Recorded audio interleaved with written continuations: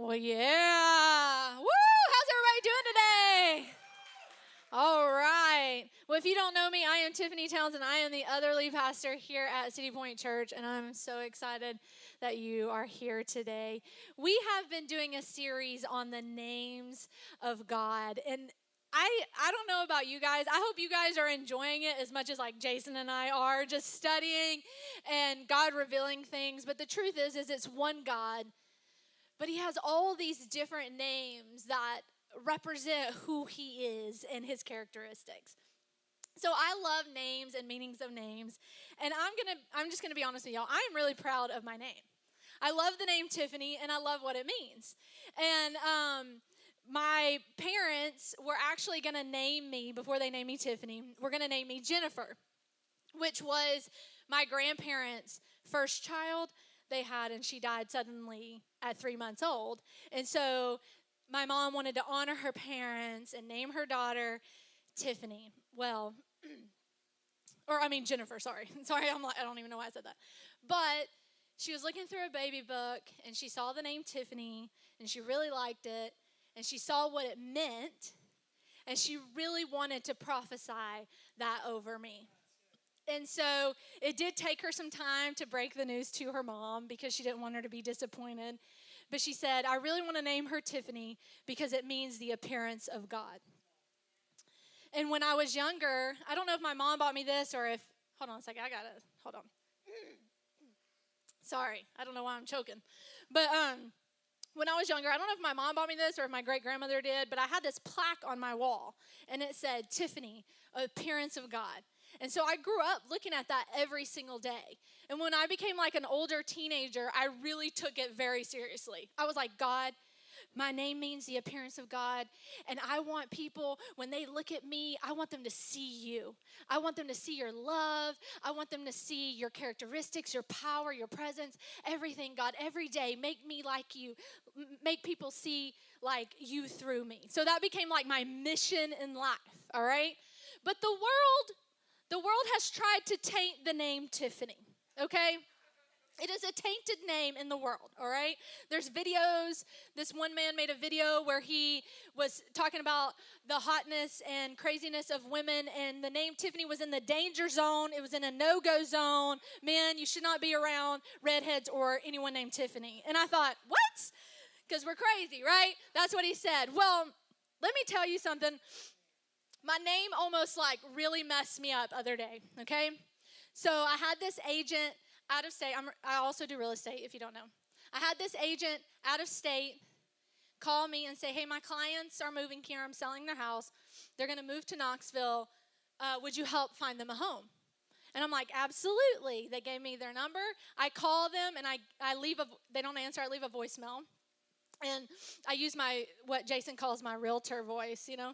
I'm like, hey, this is Tiffany Townsend with Cry Like Realtors, whatever. I just want to help you, love you, whatever, da-da-da-da-da. Give me a call back, And so I don't hear from them for days.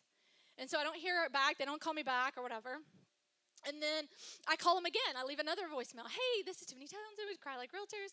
Here in Knoxville, Tennessee. I know you guys are moving. I would love to help you find a home. Still don't get a call back. So I call this agent and I say, hey, I've called your clients. They haven't called me back. Like, is everything okay? And she was like, well, this is really embarrassing, but I think I'm going to have to find them another agent. And I was like, okay. I was like, what's up? And she was like, well, they were really hoping to find someone older. And I was like, well, okay. And I was like, well, you're right. I'm not old. Just celebrated my 38th birthday Friday, And I'm like, I'm not an old person. I was like, but I wouldn't consider me like a young person either. Like all the early 20s in the room are like, yeah, you're old, So I'm like, I wouldn't say I'm a young person, but I wouldn't say I'm an old person. I'm like, well, I didn't get to talk to them. How do they know my age? And they were like, and I forget how she even worded it, but she was basically like, because your name's Tiffany. And I was like, well, unfortunately, when I'm 90, my name will still be Tiffany. So, I don't really know how to, doesn't change once I hit a certain age, and then all of a sudden I'm not allowed to be Tiffany anymore. And I'm like, okay, all right, well, that's weird. If they feel more comfortable, well, they're like, well, they have kids in schools. And I'm like, so do I, okay? Like, I have kids in school. Actually, my kids are older than their kids. So, whatever. And so I'm like, well, that's cool. If they want someone like maybe more seasoned, that's fine with me. And she goes, and she goes, trust me, these people are nice. I don't know why they said this, but honestly, another reason is not your age. It's because they really want someone who's Christian. And I was like,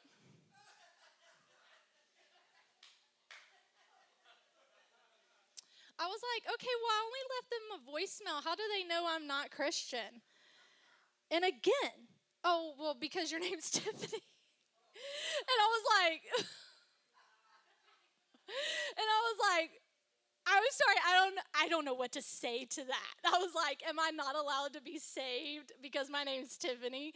And so it was this whole misunderstanding. I said, look, I just want to let you know, my husband and I are actually pastors of a church, so I don't know if that would qualify us as Christian enough, but I was like, but if they want someone else, then that's fine with me. They called me like a couple hours later. Anyway, so, don't tell them if they move here. All right, so, the thing is the world will try to taint my name, but I know the truth, right? I'm the appearance of God. A month and a half ago, the first Sunday that we met in this building, I was preaching a sermon on Palm Sunday, and what was crazy about that sermon is in it I was talking of a testimony of myself of when I kind of quit ministry and I kind of just ran from my calling, and I really just struggled in my relationship with God, and I was studying that message, and I was writing down my testimony so I didn't forget things, so I could glance at it, and I was gonna type something else. But for whatever reason, I wrote, and then he saw me. And as soon as I typed that, man, the presence of God hit me. I started bawling, and I was like, oh my gosh, it was such an incredible moment. And I was like, what is so crazy is I wasn't even gonna type that. But it was like God spoke that. And so I said, oh, Jason, when we do the names of God, I have to do Elroy, the God who sees me. And so that is where I want to talk to you guys about today. It's Elroy, the God who sees me, or the God who sees. Now, El broken down, if you were here and we did the sermon on Elohim, El is short for that. It just means God. But Roy, in its original Hebrew form, it can mean shepherd or gazing or looking or seeing. And the crazy thing about a shepherd is that they're in charge of their flock, right? They see things that the sheep do not see. They know things that the sheep do not know. And so if there's danger coming, they see it. They're gazing, they're looking. If a sheep begins to wander off, they can guide it back into the flock.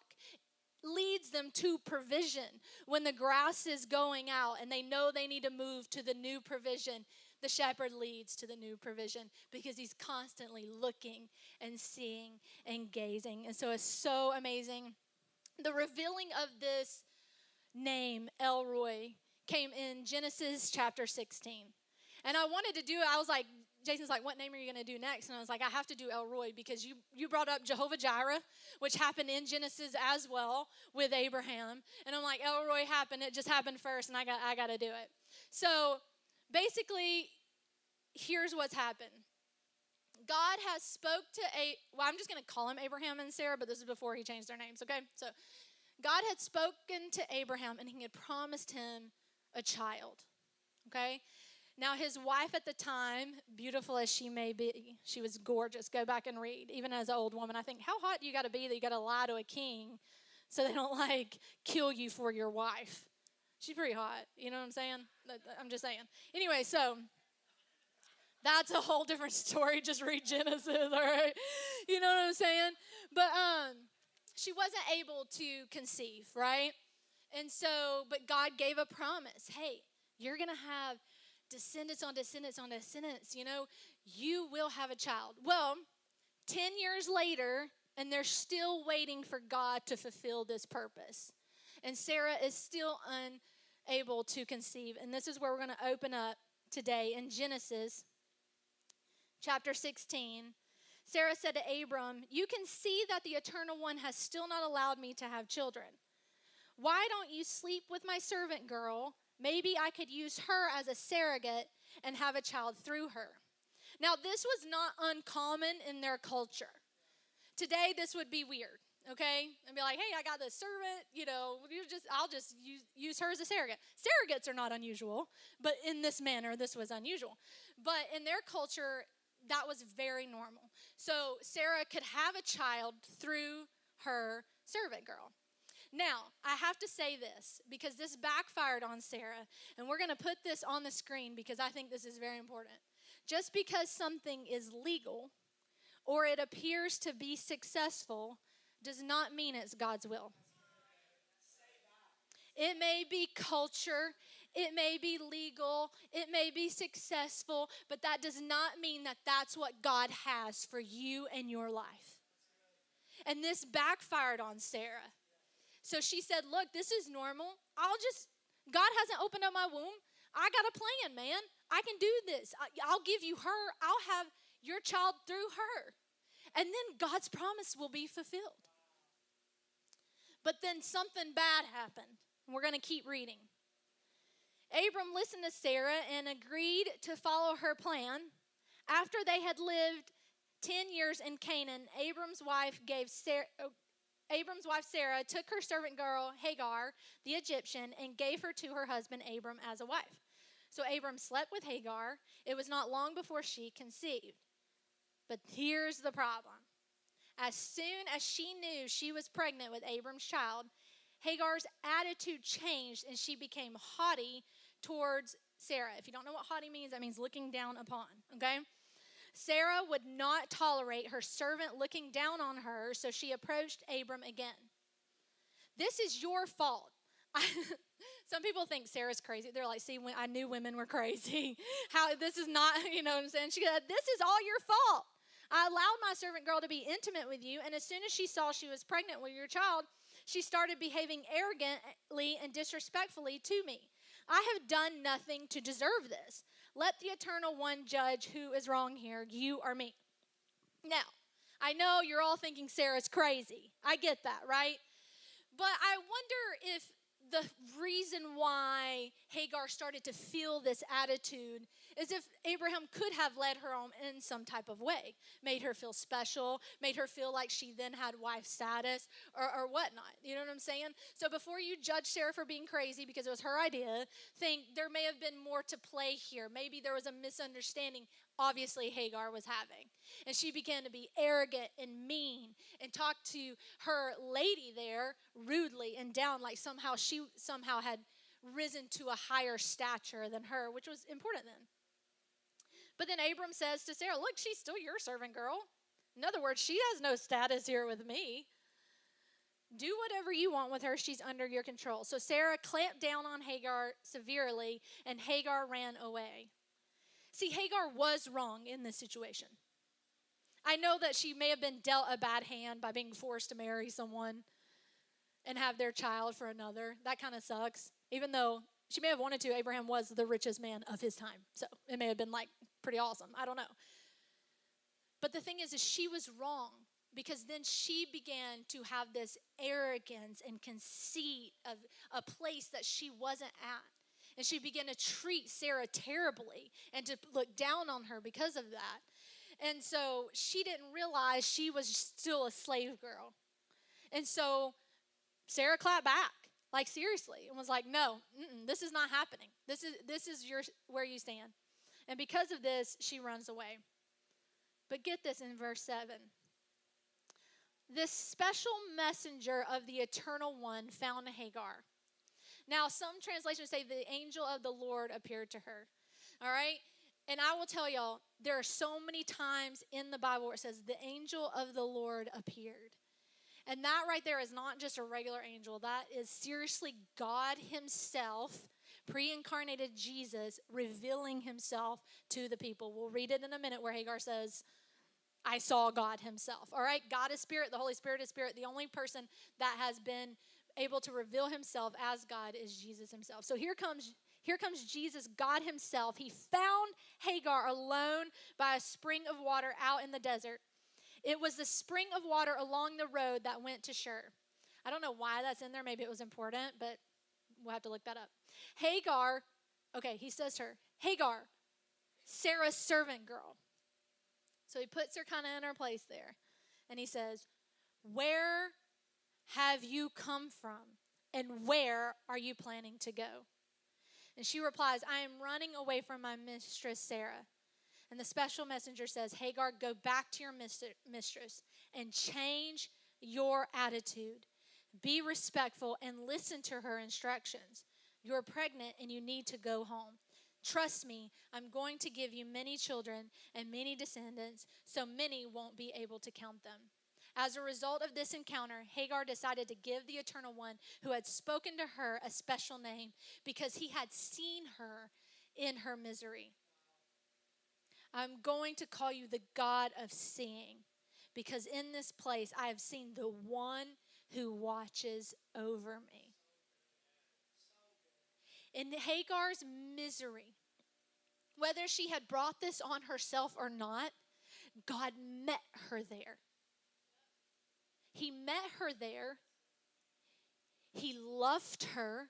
He encouraged her, and he corrected her. And see, that's what the shepherd does sometimes, right? He sees you. He sees you when you're downcast. He sees you in your sorrow. He sees you when you've done wrong. And he says, listen, I love you. I see you. Now fix yourself and go back. He doesn't just say, oh, you're such a victim and I love you. Just continue being the same thing that is causing you misery. Just stay in this attitude that is just causing you to have hatred and anger and misery. He said, no. I see you and I see your hurt. Now change your attitude and go back home. That's where you belong. There's three different ways I want to speak to y'all about the God seeing you today. Is first of all, the God who sees the full picture. He sees everything. Things we don't see, he sees. Now, I had, when I was in ministry school, the assistant, pastor over the ministry school, he did this illustration that I cannot get out of my head. This has been some 16 years ago. And you guys have probably even heard me say it. I don't even care, but it has affected me in such a way, I hope it affects you. But he says, you know how like in Finding Nemo when they're going to clean the fish tank, right? You know, before the laser ones, they're like, oh, we can escape, because what do? They take the fish out of the tank, put them in small baggies or in a cup, and then they clean the tank, and then they put the fish back, right? Well, so I've learned this, that a lot of times, because fish are so dumb, okay, that sometimes when they get them out, and if they put them in a cup or something, the fish will freak out.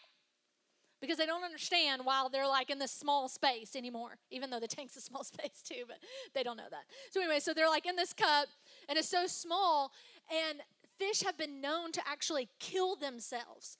They just run up against the cup, or they freak out and they go crazy, and they begin to just lose themselves, and sometimes fish kill themselves. But what they don't know, and if they could calm down, is that the one who sees the big picture, who sees everything, is just simply making your life better. Are you in a little bit of discomfort? Yes. Are you in a place you didn't think you would ever be? Yes. Are you out of your comfort zone?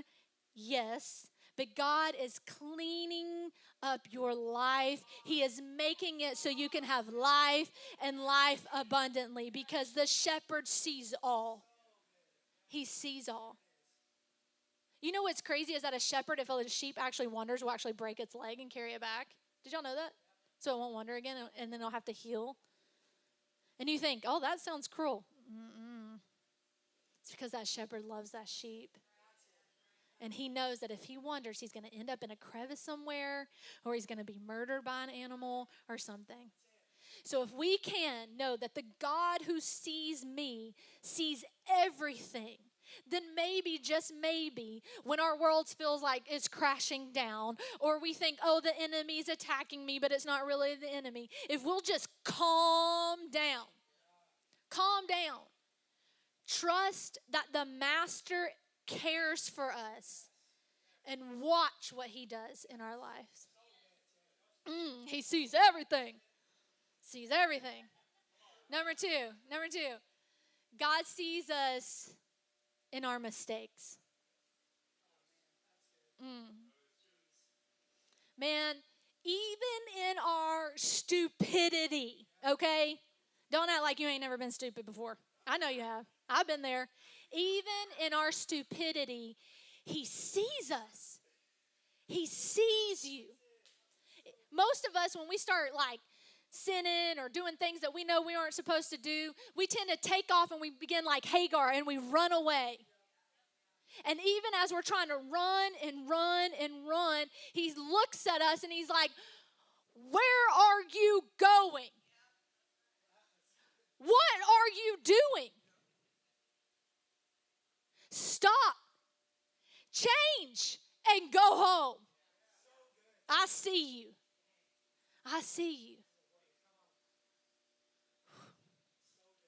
I love this scripture. My husband gave me this as I was talking to him about this. He said, Hebrews 12:6, for the Lord disciplines those he loves, and he corrects each one he takes as his own. I don't discipline other people's children. They're not mine. If they want to go and do something stupid, jump off a brick wall or something, that's their mama's job, okay? That's their daddy's job to make sure they don't do that. If their mom and daddy's not around, I might go, hey, you need to get off that wall. You know, that's dangerous. But my children, I love. And I want them protected. And I want them going in the right direction. And I want them to be guided. I want them to grow up as good human beings who add to society and love people. So sometimes I have to get on to them when they're doing something they shouldn't. All right? I've had to get on to my son because he will straight up start screaming and talking ugly to people on Fortnite. He's 10. But I don't want him to grow up talking ugly to people. So sometimes I have to say, all right, you've lost the game. Might have to do a little paddling. I don't know. It depends on how ugly it was. Why? Because I love you. I'm not yelling at some other kid because I'm not yelling at the kid who's yelling at you all over the thing too. I don't care. That's not my kid. I love you. Jesus, the Lord, disciplines those who he loves and who he calls as his own. And number 3, you may be thinking, she's going through fast. Well, I got a 6-minute video I want to show you, so I have to talk fast. Sorry. God sees us when no one else does.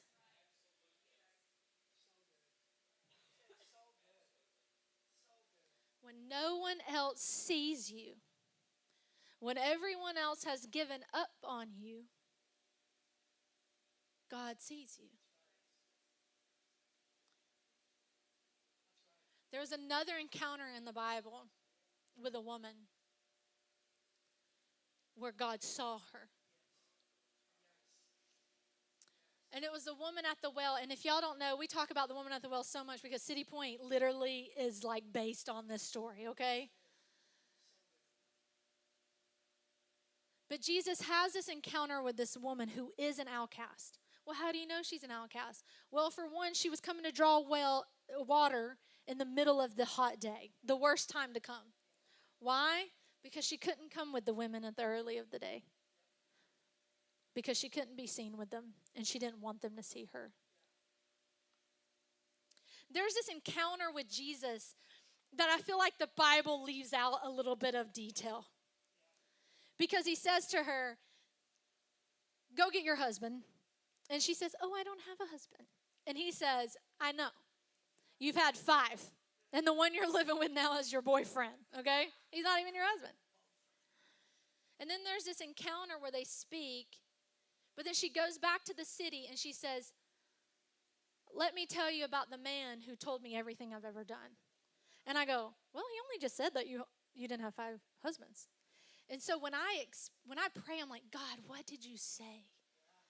There had to have been so much more, so much detail between you and this woman where you saw her and you read her mail so much that she went and changed the whole city because you saw her. Well, obviously the creators of The Chosen also felt the same way I did, and they depict the scene better than I could say. So I want you guys to watch this. Would you give me a drink?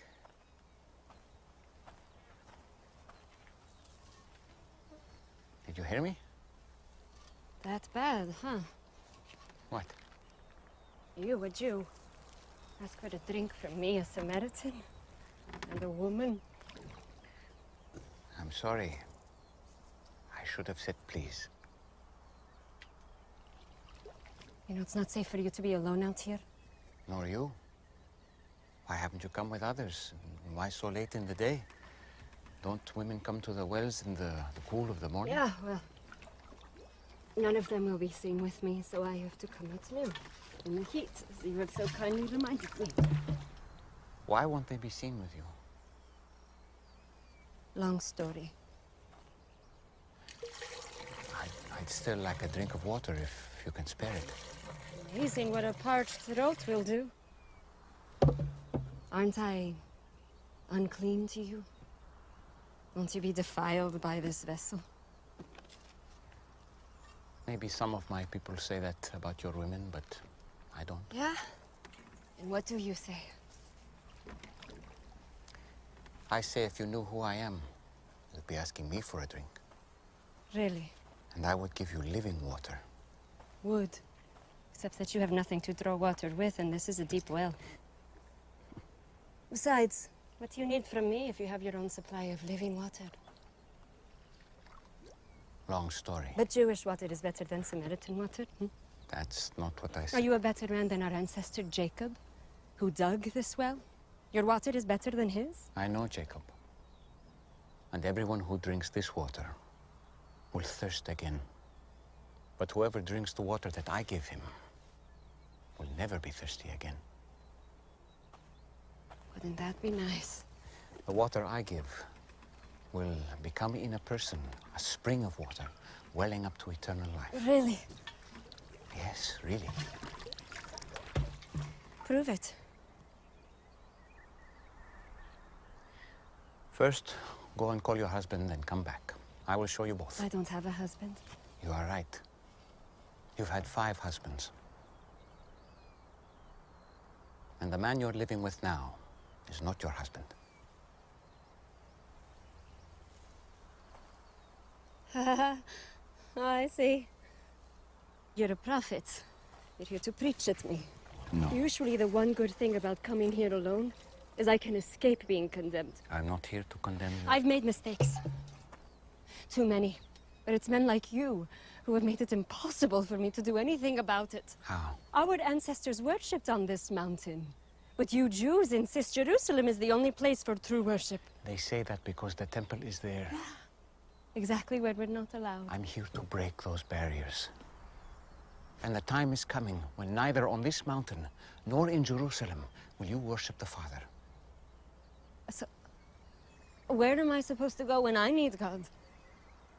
I've never received anything from God, but I couldn't thank him even if I did. Anywhere. God is spirit. And the time is coming and is now here that it won't matter where you worship, but only that you do it in spirit and truth. Heart and mind, that is the kind of worshiper he's looking for. It won't matter where you're from or what you've done.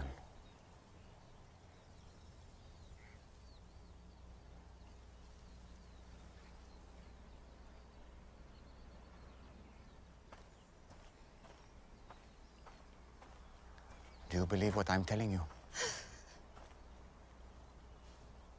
Until the Messiah comes and explains everything. and sorts this mess out, including me. I don't trust in anyone. You're wrong when you say that you've never received anything from God. This Messiah you speak of, I am he. The first one was named Ramin. You were a woman of purity who was excited to be married. But he wasn't a good man. He hurt you. And it made you question marriage and even the practice of your faith. Stop it. The second was Farzad. On your wedding night, his skin smelled like oranges. And to this day, every time you pass by the oranges in the market, you feel guilty for leaving him. Because he was the only truly godly man you've been with. But you felt unworthy. Why are you doing this? I have not revealed myself to the public as the Messiah. You are the first. It would be good if you believed me.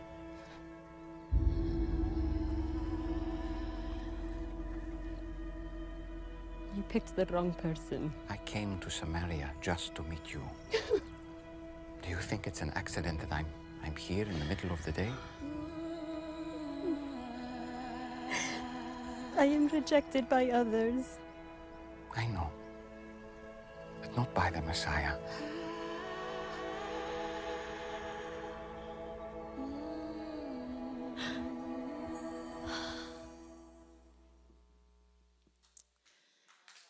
He sees you. Do you guys mind go ahead and stand up to your feet? In your darkest moment, when others have given up on you, he sees you. I love what Psalms 56:8 says. You can go ahead and play if you need to. Sorry, I didn't know you were doing that.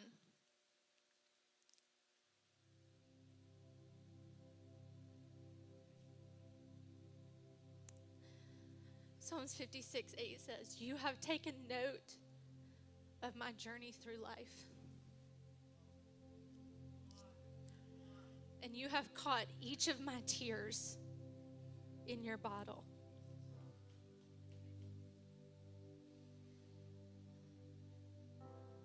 I love what Jesus said. He says, do you think it's by accident that I'm here? Do you think it's by accident that you walk through these doors today? I prayed, God, send those who need to know that you see them. That in their darkest moments, in their misery, in their sin, and in their mistakes, when others just don't see them, you, Elroy, you see us. You love us. You encourage us. You correct us.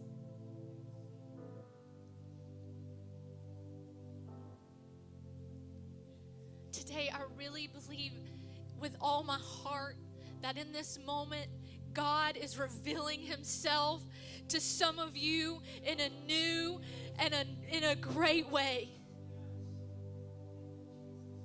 I said earlier in pre-service prayer, all it takes is the presence of God to change your life forever. All you have to do is see him and experience him, and then it's over. Not that you'll never have a darkest time. You'll always have low moments. But he'll be there. He sees you. He sees you in your grief. He sees you when you're asking why. Why I don't understand. Why I'm going through this, while my child is going through this, while people around me are going through this. I don't know why. But he sees you. He loves you.